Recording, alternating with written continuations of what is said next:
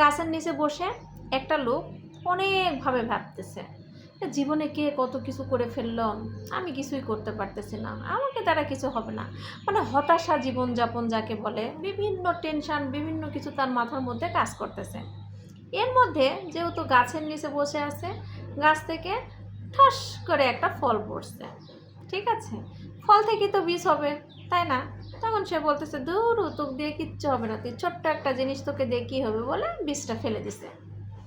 দেওয়ার পরে সে ওখান থেকে চলে আসছে। তারপরেও সে মাঝে মাঝে ওখানে যায়, বসে, নিজেকে নিয়ে ভাবে, মানে একা একা অনেক কিছু নিয়ে সে নিজের জীবন নিয়ে চিন্তা করে। এর মধ্যে হঠাৎ করে বৃষ্টি আসছে, ভারী বর্ষণ, 3-4 দিন সে ওই জায়গায় যেতে পারেনি। তারপরে হঠাৎ করে যখন বৃষ্টি থেমে গেছে, তখন সে আবার ওই গাছের নিচে গেছে।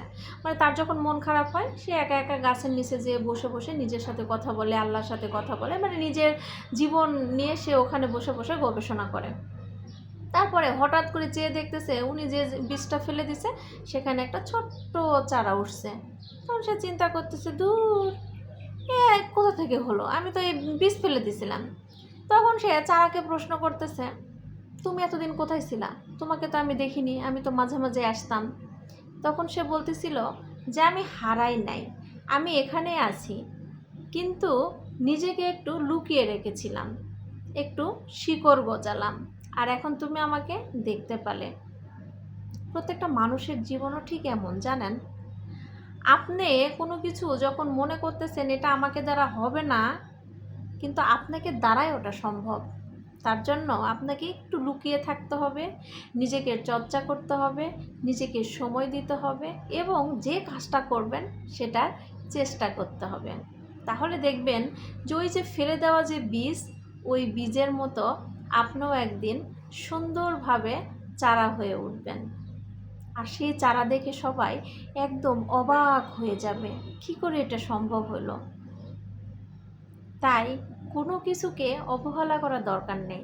আজকে আপনি অনেক চেষ্টা করছেন, কিন্তু আপনি সেটাতে সাকসেস না। আপনি ওই যে বীজের মতো মনে করতেছেন, ধুর, তুচ্ছ একটা জীবন, আমাকে দ্বারা কিচ্ছু হবে না। কিন্তু আপনি যদি সাধনা করেন আর চুপটি করে থাকেন, আর ওই যে বীজের মতো যদি শিকড় গজান, তাহলে আপনাকে দ্বারাও হাজার হাজার চারা উৎপাদন করা সম্ভব। আপনি একটা ভালো জায়গায় পৌঁছতে পারবেন, এবং আপনার জীবনের যেগুলো লক্ষ্য আছে সে জায়গা পর্যন্ত আপনি পৌঁছাতে পারবেন। তাই বলতেছি, জীবনে হতাশা না, জীবনটাকে ডেভেলপ করতে হবে, আপনার জীবনটাকে নিয়ে গবেষণা করতে হবে। জীবনটাকে এত তুচ্ছ মনে করা যাবে না। 8-10 জন যদি এটা পারে, আমি কেন পারবো না? অবশ্যই পারবো, 100% পারবো।